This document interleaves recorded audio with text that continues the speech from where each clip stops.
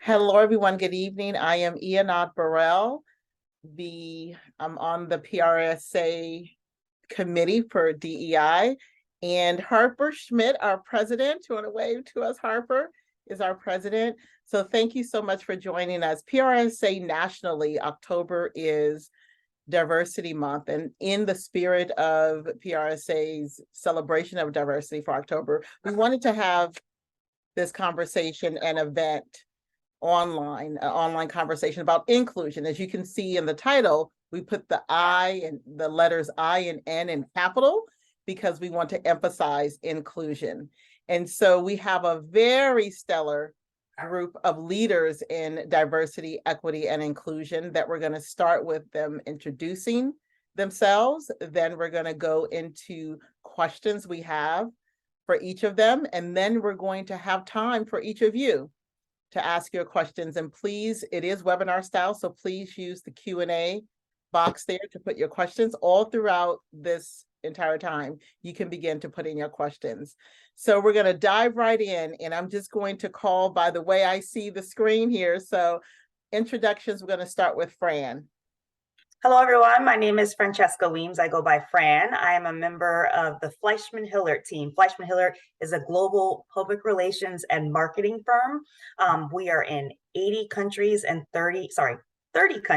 80 cities across the globe. 3 hats that I wear. I am an SVP on the executive visibility team out of our corporate reputation squad, really helping drive, again, executive visibility, C-suite communications. I'm also the director of diversity, equity, and inclusion, helping to push our initiative become the most inclusive agency in the world to the forefront and making that a reality. And finally, I'm the global lead of our race and culture media and platforms team, which is an offering of True Mosaic, our DE&I client offering. And it's all about external communication. So influencer, media, platforms, et cetera, making sure we're able to go to market. So really excited to be here today. Thank you. Michelle Rodriguez. Hi, everyone. Michelle Rodriguez here. I am here representing LinkedIn. I've been happy to work there for a little over 5 years now. I'm a director on the diversity, inclusion, and belonging team. And my specific role, my dream job right now is overseeing a strategy that we call the environment of belonging. So every day I have an amazing team that is dedicated to our internal workforce of 20,000 global employees. And we are consistently working towards creating an inclusive environment where everybody can thrive. So we do that in 4 ways: activating allyship across the globe, building inclusive leaders and our executive staff, as well as through our ERGs. So our ERGs themselves have about 8,000 people in that ecosystem, 800 plus employee leaders. We have 10 amazing organizations there that are thriving. So lots of good work happening at LinkedIn, and happy to be here with all of you today. Thank you. This is going to be exciting. We are covering the globe today, and that's a beautiful thing. Vanessa? Hi, everybody. Nice to meet you all. My name is Vanessa Gonzales, and I am the founder and president of the Silicon Valley affiliate of Hispanic PR Association, otherwise known as HPRA. I've spent my career doing tech PR here in Silicon Valley. I've been fortunate to work for some amazing brands and with some geniuses like Steve Jobs. And I've been used to being one of the only Latinos in the room within these corporate communication departments. And so I went ahead and decided to start Hispanic PR Association here in Silicon Valley. HPRA has been around for about 38 years. It originated in LA. It has been in every major market, pretty much every major market across the country, except for here in the Bay Area. So following everything that happened in 2020, I made it a point to go ahead and start a local chapter. So I'm really excited to have this conversation with you all. Thank you, Vanessa. And Kyle. Hi, everybody. How are you doing? Thanks for having me here. My name is Kyle Ellington, go by KE as well. I've been in the sports entertainment industry for 12 years, originally from Georgia, but worked for the Hawks and the Falcons when I was growing growing up, and then I moved to the West Coast, worked for the Sacramento Kings for 8 years, and now I'm with the Oakland Athletics since February 2021. So it's a new role within the organization. Major League Baseball really is trying to make sure the sport is becoming more inclusive and diverse as a fan base, and also internally on the front office, and obviously with the players as well. A lot of different programs to try to bring in more represented groups to the game of baseball. So my job, in a sense, is really working on our business side and also our baseball operations side when it comes to diversity, equity, and inclusion. So a lot of these new terms, vernaculars is new to our team and to professional baseball. So it's been very exciting to kind of start a program from ground up. But some of the major things that I've been working on, again, just like everyone else, was our ERG groups, bringing inclusivity to our organization, looking at how we can serve our community, and also, again, just be best in class when it comes to diversity, equity, inclusion, and professional sports in the entertainment industry. Thank you, Kyle. And as you can see, I wanted to really bring in not only just definitely diverse voices, but the backgrounds. The backgrounds are very different, yet are some synergies. So I'm hoping that the questions we have prepared, in addition to what our panelists will be sharing, will be fruit and a lot of good information. I'm looking forward to it. Let's start with our first question, and we can continue with the same order. That way we already know who's coming next. Please share details of your organization's DEI initiatives, 1, 2, whatever you'd like to share. But make sure, please, to include when it began. Is there a timeline attached, some milestones? Give us that information about initiatives at your organization. Fran? Absolutely. You know, like a lot of people that just described in their intros, a lot of Fleischman's abilities to really bring a lot of this to life took place over these past 2+ years after George Floyd was murdered. So we stood up and had our first Chief Diversity and Inclusion Officer, Emily Graham, who's now the Chief Equity and Impact Officer at Omnicom. And today we now have Adrienne Smith in that role, and Adrienne's incredible. She has a worldly lens. She does stuff beyond even when you're talking about DE&I, our organization. So she's really continued to empower our team. We've included several roles that ladder up to her, including myself as a director. So we have directors globally that lock in and make sure that, again, the conversation looks very different globally when you're talking about diversity, equity, and inclusion. So it could be a different conversation in the UK, APAC, other regions. And so we make sure we have members that can really lock in, take global strategies, and be able to diversify them to the various markets. We've really incorporated our DE&I goals into our annual performance and review processes, and I think that's really helped drive progress in that space. We host annual DE&I summits, and this is the second year we're going to have that. So last year was our first year in the October timeframe. Next week is our second annual event where we're outlining our employees' network ride in terms of being able to pursue process and really our progress, and really be able to translate our process internally and externally in terms of what we're doing in the space. We've launched ERGs, the broader contingents standpoint around people with disabilities, the Muslim community, young professionals, the parents, LGBTQ+, Hispanic and Latino communities, Asian Pacific Islander community, as well as the Black community. And we've grown our True Mosaic practice, which I just described in our terms of our DE&I practice, to over 165 counselors, serving more than 100 of our clients, including the launch of my Race and Culture Media and Platforms team, which is, again, tied to that external communications piece around DE&I storytelling, as well as multicultural communications. We've also launched a new to agency program that's geared towards onboarding talent with a variety of different skill sets and bringing them into the fold. We have to understand that we have to grow the pie, right? A lot of times you're seeing a lot of people hop from agency to agency to get opportunities, but we have to make sure we're expanding it and bringing in people with a variety of different skill sets to be able to do this work. And so I'm really proud of the work that we're doing there. Those are some of the programs I just wanted to highlight. Thank you. So one of the things that I love that what Fran said was talking about global strategy with the localized approach. And I think that's really how we're doing things over here at LinkedIn.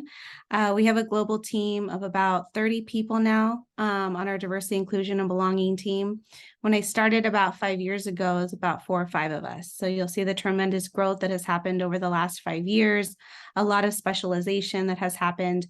And beyond my pillar and my strategy, we also have a whole entire strategy dedicated to diverse hiring, talent acquisition. We have a whole nother strategy and pillar around the growth and development of our most underrepresented groups at LinkedIn.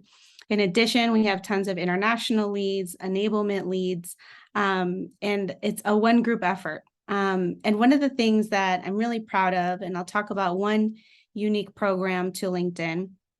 About 4 years ago, me and somebody on my team were whiteboarding, and we had this vision and this idea of activating allyship across the entire globe. I think at that time, the conversation around allyship, and this was like in about 4 years ago, was really binary. It was really about, how can we be white people be allies to people of color? How can men be allies to women? And the conversation was in a very binary format, which is all very important. But as we all know, we all hold very different social identities all at one time. And we all know that around the globe, it looks very different. And so we built a program called Allyship Academy. We just are actually putting through our 4th cohort at the moment. This is a program that's open to anyone across the globe, any level in our company, and they go through intensive and rigorous workshop to really understand their own allyship journey. I'm proud that it's global because we really emphasize dynamics of power and privilege and social identity so that no matter who you are, you understand how to leverage the power and the privileges that you have. It's been a really powerful program. Every time we have a cohort, there's sort of an intense 60, 70 allyship ambassadors, but then they learn how to have very intentional, thoughtful conversations about power, privilege, allyship, all these type of really real conversations that we need to have. And they do this in groups of peers all across the globe, all at the same time. So beyond the ambassadors, we then impact an additional 300 to 400 people across the globe. It's a very powerful program that we do about once a year, because as you can tell, it's a bit of an undertaking, but it's just one unique way that we activate allyship at the company. Amazing. Vanessa? Sure. So a little bit different than Fran and Michelle, my organization, HPRA, is really just US based. It's US focused. We know that there are over 62 million Latinos across the US, but there are only 5% represented in the PR industry across the country. From a local standpoint, we know that here in Silicon Valley, Latinos make up 26% of the population, but less than 4% in the corporate workforce. And while we don't have a baseline of Latino representation in the local PR industry, we do know anecdotally that it's much smaller than compared to the other regions in the country. And so that was the impetus for HPRA Silicon Valley. We just launched it this summer. So we're very early on in establishing, and our goals are really the networking, the professional development, making sure we're sharing best practices and taking care of that next generation that are coming out of PR programs in our local universities, and then establishing a baseline so that we have something that we can measure against as we move forward, and we can identify where the gaps are so we know how to continue to nurture our Latino talent. Thank you, Vanessa. I'll go next. So it's great to hear from the panelists, a lot of great ideas and really great initiatives that you got going on in your organizations. Just like Vanessa, we're mostly locally, but our brand is Major League Baseball. When you think about it, obviously it's a global sport. It's played in a lot of different companies, more specifically Latin American countries, and obviously there's still a little bit of interest in some Asian countries too as well. But what I've been focusing on, since this is a new role to our organization, is really just starting from the baseline. We're not as far advanced as a LinkedIn per se when it comes to right now is I was just defining the business case of D&I and how can that relate to Major League Baseball and our organization. So that was just a really good way to kind of get our leaders on board. So I had a meeting with our executive team.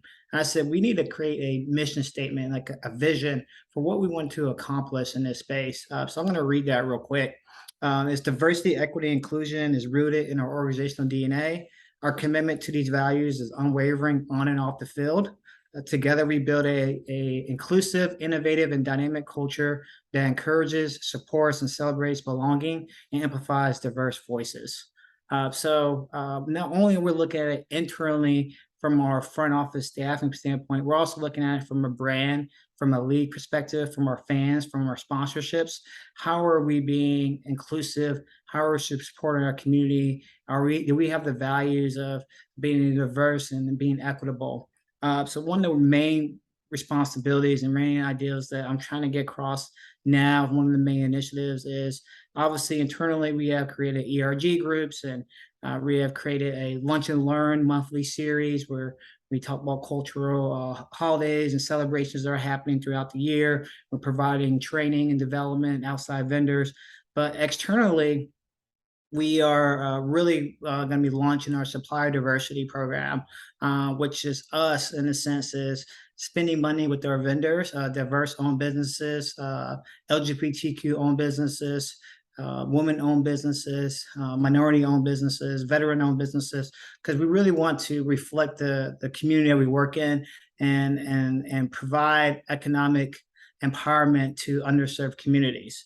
So that's one of the big major initiatives that we're working on. And another major initiative is obviously retaining and hiring diverse talent pool. So I think that's very important, especially for baseball. We do have a lot of employees that have worked for a team for a number of years. So we do find those open positions, those specific positions, whether it's coaching or working in marketing or sales. We want to try to make sure we're bringing in underrepresented groups to find and fill those positions that traditionally were not diverse before in the past. So those are two things that we're working on coming up. So it's pretty exciting. Thank you, Kyle. I wanted to mention when I was chatting with Kyle the other day and he began to share the business side of what's happening in the sports arena. And I think about in sports, and I think about where I grew up in the Bayview Hunters Point. And at that time, just a few years ago, that who would have thought the Chase Center, a multi-million-dollar stadium, would be 5 minutes from a neighborhood that is far different today than it was when I grew up, a neighborhood that was written off when folks thought about the Black community that lived there, and there was not a lot of hope that people had in the area, the neighborhood, and all of that. And at that time, when I grew up in that neighborhood, it was primarily the African-American neighborhood, and it's diverse now. And to think just steps away, and mom is still in the same house where I grew up, I'm excited about that this huge stadium. And then we have UCSF is there. And it's just amazing how things evolve in neighborhoods and what that means to those neighborhoods and communities. So on the second question, DEI has been a hot topic across the nation over the past few years. How does your organization move from being in the news to being really a part of the fabric and culture of the organization where there is buy-in from leaders and staff? Fran? So I'm going to take this from a communications perspective. While Fleischman is sometimes the news, our job in a lot of ways is to help our clients with their communication strategies. And if it is going to market around their DE&I efforts, to really level set with them on what the market is and what the reporters are focused on. And from a communication standpoint, just where we've seen things since George Floyd was murdered from 2020 to now, the landscape has completely changed. You know, traditionally pre-2020, we may have seen reporters focus on Heritage Months and things of that nature. And those are just really viewed as table stakes, ERGs. Now we've seen the landscape really evolve into things that impact us from a global perspective every day. It could be hate speech. We saw they're really tagged in Roe v. Wade, PAC donations, really, again, putting your money where your mouth is. The company says they care about DE&I, but then they're donating to politicians, they're the antithesis of progress, calling them out consistently on their various platforms, natural disasters, the pandemic, more and more. Traditionally, you wouldn't have thought maybe these issues are tied to DE&I, but they very much are. Pay equity, all these things are wrapped up, reproductive rights, all these things are now part of the fabric. And at the core of this is making sure that it's always an inside out perspective, that you are building coalitions and building a foundation around belonging before you're going out externally, because we're seeing when it's marketing first and marketing focused first, that companies are getting called out. There's actually names for that, company catfishing. So you say that you care about DE&I, you know, people get into the organization and it's the antithesis of that. And so they're going on TikTok, particularly the younger generation, and calling companies on that. So it's really important that what you say publicly, externally, matches up with the experience internally. And so it may mean that you need to take a beat. You're not going to be able to comment on everything that pops up. There's been obviously a lot of incidents that have happened since 2020, and companies have grappled with what do they actually say publicly? What do they hold close to the vest? What will that mean to maybe just send something internally? Is it a discussion? And each kind of scenario has its own place and time, and we advocate for decision trees so that each company has a barometer so they are aware. This is an activation where we need to go externally. This is something we're going to keep internally and maybe be a message. We're going to hold a forum or a town hall so that the specific community that maybe was impacted has an opportunity to be heard. So all these various nuances have been baked in and have been, you know, really fascinating to see how they unfold. And it's been an honor and a privilege to work with clients and really navigating these really, really tough spaces. Thank you. Yeah, ditto to everything Fran said. I was like holding back from just like clapping after everything that you said. I was like, yes, absolutely. I think that we had this like small conversation before the panel started about performative work. And what Fran was saying was so spot on about you will get absolutely called out, not just by your employees, but by your customers, future customers, anyone on your platform, if you're on a platform. And so we've taken a really intentional thought process, and this is in partnership with our comms team. So I'm constantly working with them on how do we respond to things that happen around the globe, because it can't just be words. If we don't have anything to back it up, if we don't have a commitment, an investment, if it's not related to our business, we always have to, it's almost like a daily thing where we have to be assessing how do we genuinely show up for our employees and our customers, but in a thoughtful and real way. Sometimes that doesn't mean a statement. Sometimes that means something completely different. And so it's an ongoing thing. We have a whole protocol, an issue management protocol, and it's very robust because we also have a platform. So we have analytics to understand what are the trends that are happening with our members, what are they talking about, how important is this to our customers? So it is a very thoughtful process. I will say on the flip side, I've also noticed what reporters ask is very different than what they asked about pre-2020. I think pre-2020, it was like, you know, oh, do you have ERGs? Let's talk about that. And now it's like, are you paying your ERG leaders? Like, it's very different now about accountability, which I love. And I think that is why we actually just rolled out our distinguished program last year. We're in year 2, where we're financially compensating our top ERG leaders. And I don't think that it was a surprise or a coincidence that that really blew up in the press for us and with our peers, because there was a very real conversation, I think still continues, about, yes, everybody loves ERGs, everybody loves DEI work. Let's talk about the emotional labor that is attached to that. Let's talk about the extra time that employees are taking to do this for your organization. They didn't sign up to be a DEI practitioner, and they're not. They signed up to be a sales leader. They signed up to be a whatever, but it wasn't D&I. So these are very real conversations. And for the first time, I saw on LinkedIn, actually, about, I don't know, 8 months ago, there was like a whole conversation where somebody was urging people, not at LinkedIn, it was just a member out there urging people not to partake in ERG months or showcase months, because they're like, no, because it's just performative and da-da-da. And I was like, this is a frank and honest conversation on the platform that I appreciate. So, I mean, when we talk about, we really appreciate the ERG work.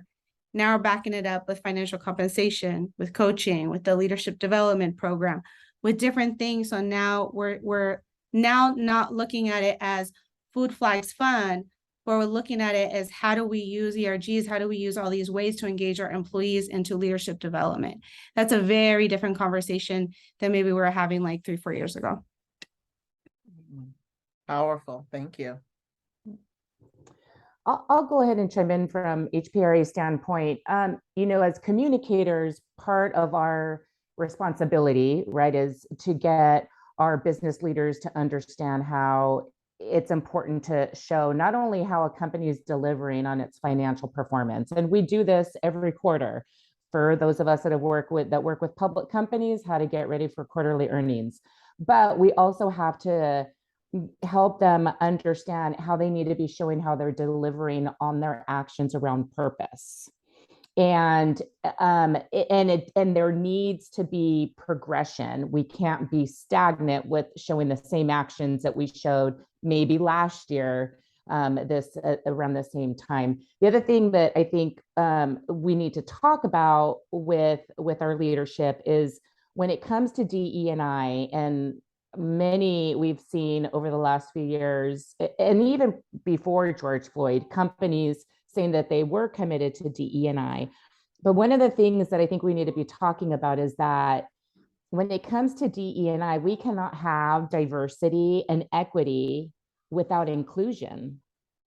Inclusion's the linchpin, and that's why we need the data.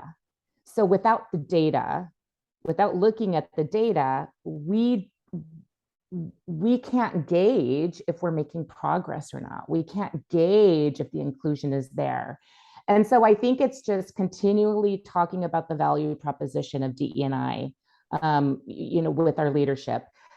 Again, from a Latino standpoint, from HPRA standpoint, when we're talking about Latino talent, we talk about how just from 2020, we know that Latinos had a total economic output in the US that reached like $2.8 trillion. So that surpasses the GDP of the UK and India. And Latinos, we also know that Latinos are far overrepresented in the lowest paying jobs. And so what we need to be talking about within our companies is imagine, if you will, what the economic impact could be if more Latinos were in higher paying jobs like PR. And imagine what a corporate reputation could look like for a company who could show how they're fueling the economy through their hiring and bringing parity between the demographics of their workforces and the communities of their corporate headquarters. And so it's those kinds of conversations, honing in on that data, where we think it's really important for us to be as communicators. Thank you. Wow, it's definitely hard to top all three of them. Or just even, I'm just saying yes, yes, yes. So I'll just add some other tidbits to this conversation. Obviously, working in professional sports, we're on a big platform. Prior to working with the Oakland A's, I worked in the NBA, and a lot of, you'll hear NBA players, they have their own platform, their own brand, and they speak out on different D&I initiatives. And, I remember during the George Floyd, I was working with the Sacramento Kings, like you said, what we're going to put out there, but also are we making an investment into the community that we're saying that we're going to support. When I was there at the Kings, we provided scholarships, we invested back into the Black community. So it wasn't just things we were saying we were supporting George Floyd and outwardly on our social channels. We also did some internal work within our own community. I think that's what it says, very intentional. It has to be, because kids will call you out. This new generation will say, hey, this is performative work that you're doing. For example, if you're participating in the LGBTQ plus parade, but you're not providing any training internally for your staff when it comes to LGBTQ plus, or have any individuals that work in your organization that are part of the LGBTQ plus community, but you're, as an organization, participating in the parade. So that can be seen as, disconnect there. So we always try to be very intentional. I work very closely with our executive team our marketing team and our communications team on things we want to put out socially. What are we doing internally with their staff as well. Utilizing ERG groups, I know that we talked about earlier, the power of ERG groups. One way that we utilize our ERG groups since I started is we do have these Heritage Night celebrations at the ballpark. So what that means is we may have AAPI night at the ballpark where we do a lot of different activations and celebrations of the AAPI community, whether it's a first pitch where we have things on the ribbon, what a fan giveaway item. So we really try to celebrate the AAPI community in any kind of way we can. One thing we started to do this year is if we have an AAPI ERG group, we're going to ask that ERG group, hey, what should we do? What will make this a night, enhance our night for our fans and for our partners and our customers for AAPI night at the ballpark? So we've been utilizing our ERG groups for business decisions that we make for marketing to our fans and to our customers and to our partners. So we're actually seeing our ERG groups become more part of the business strategic goals rather than just, like you said, back before 2020, just more like a social affinity group. They're actually lining up to get into those leadership roles and working with other departments to produce a good product. So those are the kind of things I want to add to the conversation, is making sure, again, you're not doing any performative work, but you're also doing work that's intentional, the things you're doing externally, but you're also investing that time and those resources internally as well, investing in your staff. Thank you. I appreciate the boldness of the young people and the young adults who are calling out. It's different, it's fresh, it's shocking, and shocking in a good way, I think. And it's something that I wouldn't have never thought I would see, actually. And they are so unapologetic about it. It's like, this is what we do. And I'm like, yes, you go right ahead. And I'm right here with you. Just go forth and do it. So super important. So, and they're really, the accountability that we are held to based on how they're doing and moving is great. Accountability is important. As we get to our last two questions, and then of course we'll hear from you as well about something to wrap everything up. How do you scale DEI through your organization when you have offices in various geographic locations? How do you scale that? Actually, I wanted to double tap what you're saying. The younger generation, Gen Z in particular, are moving the needle around DE&I in ways we have never seen. And it excites me as well. Companies oftentimes get complacent and they need to be pushed, to be challenged, because we know, obviously, as key constituents, when you think about the consumer, if they call for a change, it has to happen because it impacts what? The bottom line. And so the way that they're going to market on TikTok, other platforms, and calling organizations out has been fascinating to see in real time. I've obviously been a part of conversations internally with clients of like, how do we tackle these type of things? So I want them to keep it up, because you're going to make a world that's better, a world that's more representative, in which we live and work in. So I want to continue to see these young people be empowered. Back to your question around scaling. So at Fleischman, as I mentioned in my opening earlier, we have global directors from across the world that tag in. And what that means is you're taking global initiatives and you're tailoring them to your various markets, because again, this conversation and what it means looks very differently globally. When you're talking about a market that may have more adjacent demographics, the conversation around diversity doesn't make sense in the racial category. It may be more gender specific, et cetera, right? So that's why you need to make sure these are tailored differently around the globe.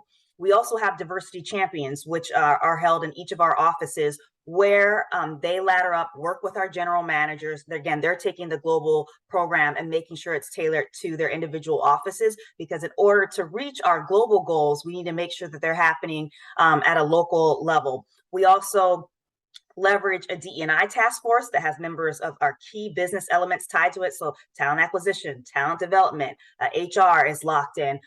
Our business development team is part of this squad. And so you need to make sure that everyone, again, is in lockstep, because this has to be tied to the business imperative. Altruistic goals, and we should all want teams that look like the world, are great. But we know what moves things is when it's tied to the business. And that's why our work with True Mosaic, I think, has been really great in terms of pushing our clients to see DE&I as part of everything that they're doing in their communications operations.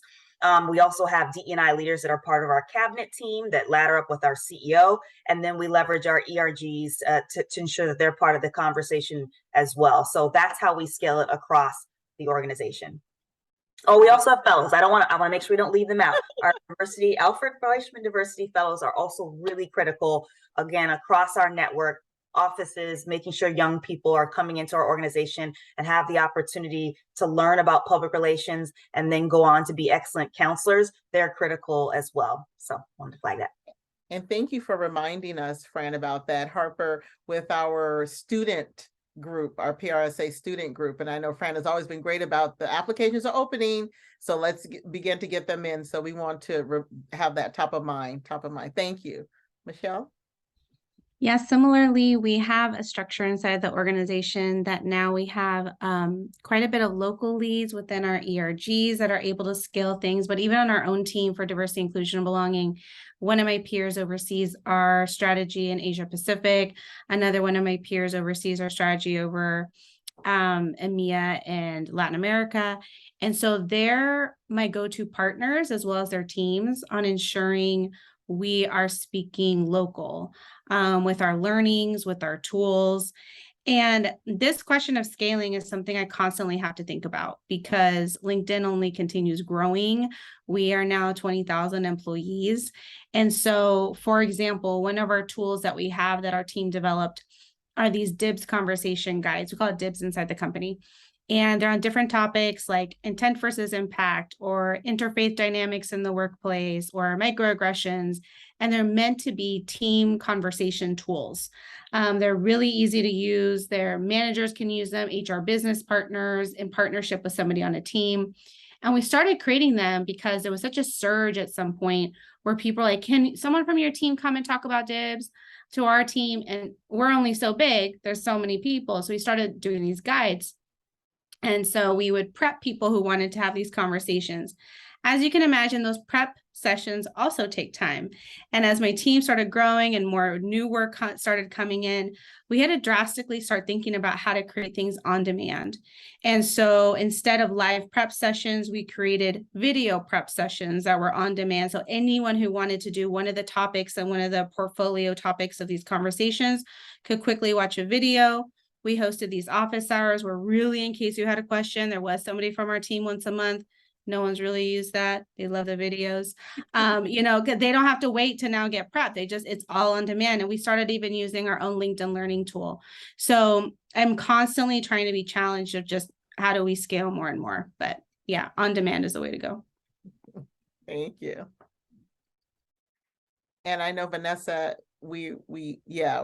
okay, we're gonna go to Kyle. Yeah, definitely not as sophisticated as Michelle and Fran. I probably need to tap you guys later on and get a little bit more information. So again, this is all new to our organization. We have minor league offices all across the United States. We have another facility in Arizona, which is our spring training location. So we have full-time staff members that work there throughout the year because it's not only just spring training, there's other different minor league that happen throughout the year, throughout the season. And we also have a Dominican Republic office as well. So I am trying to think, how can we scale and bring D&I strategies to all of our minor league locations, our Arizona office and our Dominican Republic office. One thing we did like this year was really, again, we're at the beginning stages, is for Hispanic and Latino Heritage Month. We did a really good lunch and learn kind of guest speaking engagement conversation around, what goes on in Dominican Republic, what goes on in the Arizona office, really interview some of our staff members that really work with our Latin players, our Latin minor league players. So just bring that awareness that there is other locations that are in our organization and we're all connected into this space. We do have a diversity council where I do have members from our Arizona office, and now next year I'm going to expand to our minor league office in our Dominican Republic office. So we'll have representatives from all of our different locations that can really feed up into our executive team and president. So we're still at the baby steps of really trying to integrate D&I through all of our locations and how can we scale that. But I'm really enjoying the journey because we really got a lot of positive feedback so far from our Arizona office of all the inclusive activities that we're doing there. Mhm. And Kyle, you just mentioned something, if each of you don't mind sharing at the very end. You talked about a council. And if you can, each of you can share, how do you stay on top of things that are changing in this space of diversity, equity, and inclusion and belonging? How are you educating yourselves, keeping yourselves up to speed on all the dynamics? So if you can, as we close out, if you don't mind sharing some of that, tools with our audience so they can know. So our last question before we go to kind of a wrap up, how do we evolve or recommit to our DEI strategies beyond the commitments that happened in 2020? Fran? It's more important than ever that companies are doubling down on efforts and resources, particularly as we head into the recession. And I'm not going to even try to pretend that I'm not concerned. I feel like we're already starting to see companies backpedal, and we know when things get tough, particularly obviously when things are tied at the bottom line, DEI once again becomes a nice to have. It needs to be tied specifically again back to business imperative. And so if it is truly locked in with your business, it's never going to be something that goes away, no matter the economic highs or lows that happen across the globe. And so I think we should pay close attention and continue to make sure we hold companies accountable when we're seeing any type of backtracking. We understand, again, economic headwinds happen, but it should not change your investment nor your willingness to continue to put DE&I front and center. It's my personal opinion that public relations does have a PR problem. A lot of people don't know about this industry and what its capabilities are. So it's really incumbent on public relations leaders, particularly as we grow the pipeline of talent and underrepresented talent in particular, because we know, as you heard earlier, that it's just not tracking where it's supposed to be. We don't look like the globe. It is the future of communications to have teams that look like those in the areas in which you live and operate. You can't speak to the Hispanic and Latino community or the Asian community or the Black community or the LGBTQ plus community if you don't have members of that team. And these are your consumers. You go back to the data that you heard earlier, and that's just one specific demographic, trillions and trillions of dollars across these regions. And then the fact that if you take a global company, we are the global majority. So our money is global. And so you can't stand to have teams that are homogenous, that don't look like the world. So we do have to continue, again, to grow the pie, to make sure we're bringing in underrepresented talent. We're talking to high schoolers and college students and other avenues about the opportunities within this industry to grow these contingent of team members, and again, bring people into the middle class, as you heard earlier. So I think that's where we need to make sure commitments are continuing to evolve. So that's what I want to flag. Yes to all of it. I love it. And I think on top of that, today, I was telling my team, happy Workforce Diversity Report Day. Today, LinkedIn launched our annual Workforce Diversity Report, which I'm happy to share afterwards with the panelists, and encourage anyone to look it up. It's public. We made a lot of great strides on our representation goals. That being said, we can't sort of, stop here. It's like there's always work to be done. And, everything Fran was saying was spot on, because it's not just about getting a seat at the table, but it's getting leadership seats at the table. And I'm really happy that that's a primary goal that we're tracking at our company. It's not just about representation, it's about senior leader representation. It's like, how are you changing representation at every single level with the decision makers as well? And the other thing that we're doing is, and I know many peer companies are doing this as well, is we're literally just launching a huge self-ID initiative at the company. So we're looking at different dimensions of diversity actually on the platform as well. So if you're a member of LinkedIn, we're asking you to also self-identify to make sure we're addressing every population we can on the platform and understanding who our member base is. But inside the company, it's also a separate initiative to understand different dimensions that we have not been able to measure before, because the US Census or EEOC data is only so much. And so we want to go beyond that. We want to understand different dimensions, like, are you a caretaker? What's your gender identity? Are you a veteran? How are all these things coming together? And so that type of insight is going to help us even for the next stage of our strategy to understand, how do we go deeper? How do we understand the intersectional identities of our employees? Are we looking at the right things in our strategy? Are there gaps that we weren't aware of before? So it's exciting for us as we get into the self-ID work. But I think spot on, it's like, you can't let up. This is sort of forever work. You know, there's always going to be someone that you need to understand how you create space for. And I think we need to be really unapologetic about ensuring we are representative inside of our companies and our organizations, because we need to start examining the cultures themselves. You know, we know it's not a problem with the people. It's like, look at the system. And that's why I'm so excited and I'm so motivated. And I really love the work that I do, because it's really examining the internal culture and ensuring that you're creating a culture that's not just for the people inside right now, but the people that are going to come next too. Thank you, Michelle, for that. Before Vanessa comes on, and this may have shown up, or you all, LinkedIn may have started this a year ago or so, but the pronunciation of your name, that part where they say you're able to put the pronunciation, how long, just curious, how long has that been? You know, that's a new feature. I get it first because I'm inside the company. So I'm not an accurate like barometer right now to tell you when it was launched, but that is a huge effort amongst our product, our engineering teams.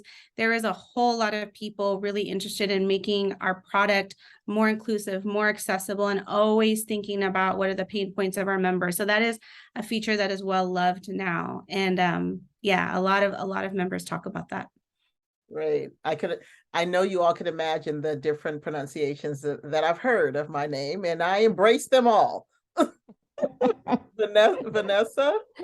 Yeah, well, I think that's a very cool new feature that LinkedIn's added as well. And congratulations to LinkedIn on the progress. I do believe that the way that we can evolve is by really honing in on the data. And I'm not sure how many of the folks here are familiar with the Diversity Action Alliance, but they did put out a report a while back, a couple years ago, on what the numbers look like within public relations and communications. And I actually was speaking with them recently about when the next report was going to come out. And one of the things that I learned is that, of course, right after the George Floyd incident, there were many organizations that were willing to sign an agreement and a commitment to provide these numbers. And they did, but the last report was a couple years ago, and they haven't been getting as many submissions from those that had signed on. So we need to keep asking the questions. We need to keep demanding the data. And the data is going to be changing. The demographics within the communities where companies are headquartered are going to be changing. And so however those changes transpire, what we see inside of our companies should be reflective of what we're seeing outside of the companies. So the data has to continually be reviewed and compared to the data of our communities, and making sure that there's parity there. That's how we can ensure that there's DE&I achievements. And before Kyle, Vanessa, I wanted to underscore something you mentioned around updating the data. Someone mentioned to me around a movement, and when they were speaking about it, they were speaking about DEI, and I said, I don't. This is not a movement for me. It's not this, because a movement is, to me, has a beginning and an end at some point. If this is really a part of the fabric, if this is really a part of the culture, it just is. And so I was reminded when you mentioned updating data, making sure, if we're not asking, reminding, remembering, and letting people know what they did say back, whether it was 2 years ago or whenever, that accountability is super, super important. But we don't want to push people into guilt or anything like that. It really has to be an authentic interest and passion and dedication. And it's not easy work. It's definitely something that just needs reminding. I think people generally are good people. They have good intentions. So just a little nudge every now and then, to remind. So Kyle, and then let's go right into kind of that closing from each of you. So Kyle, if you can answer the last question. Thank you. Yes, I'll go a little bit quicker because all three of them had great points that I was going to mention already. But like we said, as we keep evolving in this space, really understanding the data, like we said before, understanding the bottom line, the financial performance of having D&I within the organization, looking at the data when it comes to having diverse groups, not having homogeneous groups, it really does increase innovation. It does increase teamwork and productivity over the long time. It's greater access to talent, when you're really representing globally or your community, Oakland ourselves, where we're at the A's, is our talent base, is our workforce representing our community? Is our vendor spending really representing our community? Is our fan base representing our community? How can we tap into other fan bases or other demographics or other groups to come out to a baseball game and enjoy it with their friends and family? How can we provide those experiences? Because, it is disposable income. And the sports industry definitely took a big hit, during the pandemic when it comes to disposable income, but now it's definitely on the up again. So I think for professional sports and entertainment industry, we got to keep evolving and understanding that, on the field, diversity is just as important off the field and on the field. They all go hand in hand. So we just got to keep evolving, keep getting the message out there that diversity, equity, inclusion piece really matters. And not only does it benefit, your fans and your customer base, but also benefits the community as a whole. Okay, we're going to have this. I don't see any questions from our audience. That means that's a good thing. We must have covered a lot of ground, but we're going to do this final wraparound. Whichever way each one of you would like to close, that'll be great. Fran? Absolutely. So I wanted to just, share that a couple of weeks ago, several PR agencies, global agencies, those with local ties, et cetera, met in New York. FH was the convener along with PR Council to talk about the specific issues around recruiting and retaining underrepresented talent. It was really beautiful to see all these chief diversity and inclusion officers, as well as other DEI leaders in one room, letting their guards down for an off-the-record conversation, as well as really just coming together. Because in so many senses, we are competitors. We're competitors for talent, we're competitors for revenue, but we know that we cannot be competitive when it comes to DE&I because we want all underrepresented talent, all talent really, to be able to thrive at no matter which agency they're a part of. So that is the common goal. And we know across the industry, if you look at any of the agencies, we're all grappling with the same issues. So some of the key takeaways that really align well with what we're discussing today that I want to bring up is the fact that we need to grow the pie and really stop the bleed. There's about a 20% or so turnover rate in the public relations agency sphere in general. It's a heavy turnover industry that's only compounded when you talk about underrepresented talent. And so we've got to make sure that there are opportunities within agencies so they don't feel like they have to hop to the next agency, to the next agency, to the next agency. At the core of that is what we're discussing around inclusion and belonging. So it's making sure, again, we're creating cultures that are really attracted to underrepresented talent. We need to make sure we're engaging all leaders, including non-diverse talent in the DE&I work. Right now, it feels that it's only siloed to those that are in the DE&I space that are guiding this. We need to make sure everybody feels like they should own DE&I because we should all want to be able to show up as our best selves and feel like we're represented in the room. But we know that we need allies in this space. So several of us, obviously, on this panel know what it's like to be the only one. When you're looking at the broader contingent of communications leaders in the PR industry, several of them have never, ever been the only one. And so they can't comprehend the fear, what it feels like to have to speak on behalf of your entire culture sometimes, all the things that come with that dynamic. So it's really important that we're bringing them along on the journey and they really feel invested in this work. Similarly, we need to make sure that innovative ideas and ways of communications are really continuing to be fostered and evolved in the ways that we're bringing leadership into the fold. We need to make the work more of a business imperative, really kind of getting out of this DE&I mentality that it's us versus them. Everybody needs a piece of this pie and really to be able to own it. We need to explore approaches to make the industry more welcoming space, again, for all diverse employees, make sure we're navigating microaggressions and corporate structures and hiring practices and unseasoned and or toxic managers, and that the billability standard, pay transparency, work-life balance, all things that play a role. And I want to double tap that clients play a role in this, right? So agencies work with clients, but if you are a toxic client, that means that you're going to bleed in and impact our talent. So we need to be allies in the space and seen as peers in both of our goals of driving DE&I, both with their organization as well as with agencies.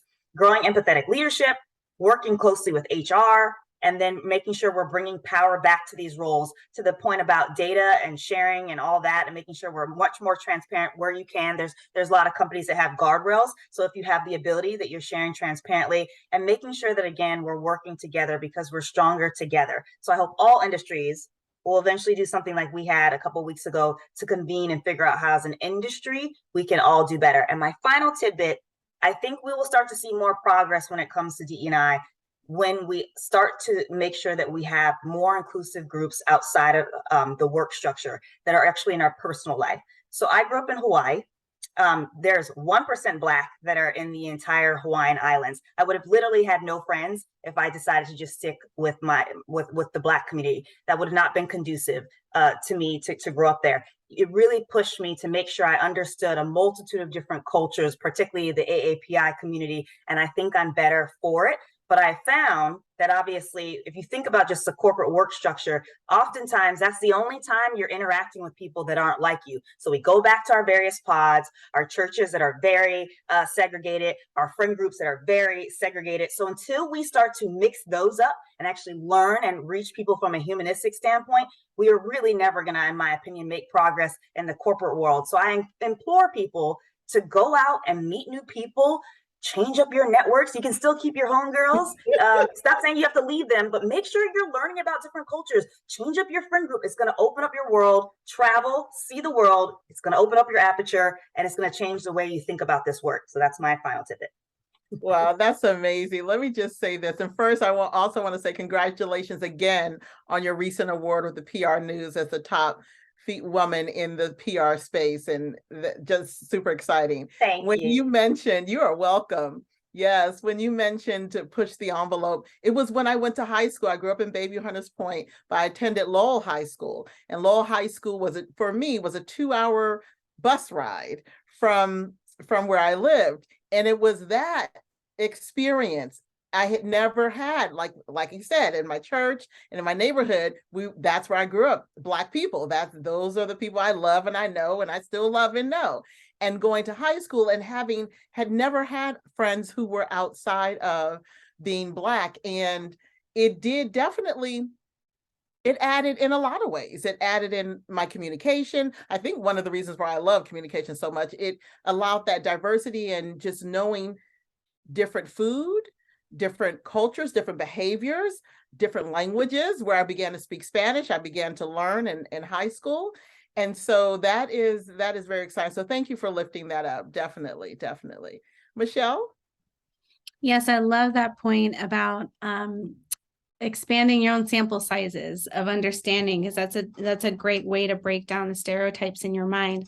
I often tell people to hack their own feeds. People are like, well, I don't have a diverse friend group. I'm like, okay, then start exposing yourself to different thought leaders that are communities different than your own. Follow them on LinkedIn, follow them on Instagram, and start getting out there. The one thing I was going to leave on is to protect our peace. I think a lot of us are doing this work while also simultaneously experiencing this work, which is very unique, and it's a different type of job and career, and it's a commitment. And in that, I've seen a lot of comms DEI people burn out since 2020. I've seen a lot of DEI people burn out since 2020. And I think a lot of people have entered since 2020 that were like, whoa, this is like much harder than I thought. And I often tell people who are like, how do I get in it? I just want to help people. I ask them really tough questions about like, are you ready that change management takes quite some time? Are you ready that culture takes time? It is for the long haul. And in that, we have to just take care of ourselves. We have to protect our peace. We have to make time for rest. So I will just leave us with that our pieces at the utmost part of this ongoing revolution. Thank you. Wow, great advice, Michelle. And yours too, Fran. So one of the things that we're doing and what I do to try to just kind of stay on top of what's going on and get accurate barometers to see kind of where we are is, and it was part of why I started the HPRA. Because they're in all the different markets across the country, I'm able to kind of compare where we are, our PR and comms peers here in Silicon Valley versus those that are in New York, Miami, Chicago, some of the other markets. And, you know, some of the things that I've been hearing from folks and including white men that I've worked with previously here in Silicon Valley that have moved to other markets is that the Bay Area, this region, is really behind in terms of diverse PR talent. That the tech PR industry is extremely segregated. So that's been very eye-opening for me. But again, we're wanting to establish a baseline, at least as it relates to the Latino PR talent, get a baseline to kind of see where we are so that we can kind of take a look back next year and see if there's been any movement. I mean, we really don't even have a sense. And the other thing is, you know, back to retaining the talent, Fran, I think you were talking about turnover. Is anecdotally what we see is that Latino PR talent, they come in as entry-level practitioners and are feeling like fish out of water, not getting those promotions, and they just end up giving up on the industry and leaving.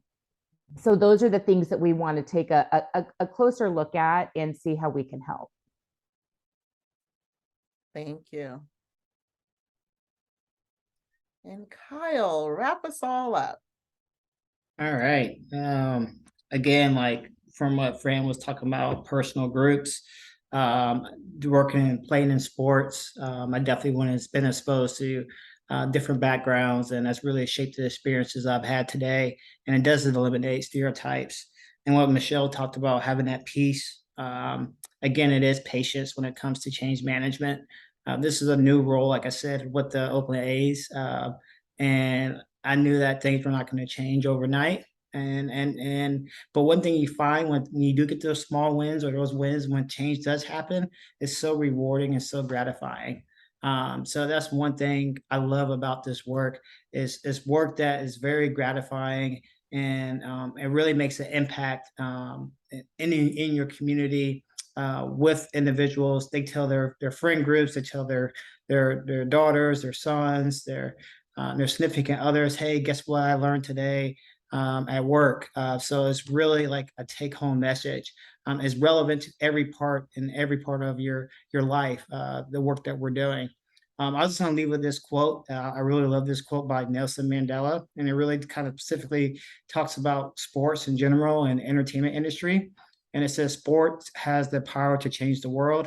It has the power to inspire. It has the power to unite people in a way that little else does. Sports can awaken hope where there was previously despair. Sports speaks to people in a language that they can understand. So when you're on that field, you know, when you think about Jackie Robinson, how you integrated baseball or basketball, you know, everybody's at one common goal. It doesn't matter what background, you're all trying to win the game or be successful in that sport. So that's where I'm really passionate about working in professional sports, because it really can unite people from all different walks of life and all backgrounds that go to a game and experience the same joy all together. This is amazing. Can we all give a hand for one another, for everyone? This has been great. Yes, yes. Wow, Kyle, that was amazing. That reminded me of Stevie Wonder when he mentioned in one of his songs, or a comment that he made, that music connects every and all generations, every and all cultures. It is amazing how that happens. And this has been great. we are 10 minutes over, but this is a good 10 minutes over. And you guys have done so fantastic. I know you have answered all the questions so thoroughly. We don't have a lot. I don't see but a question or two in the chat, but it seems like it's been answered in our time together. So we are going to sign off before, and for our attendees, know that this will be loaded on our social platforms, PRSA's social platforms. We'll even send it to all of our panelists, and you're happy to load it on yours as well. So thank you so much. We'll stop the recording. We will stay on for a couple minutes, but we'll stop the recording now.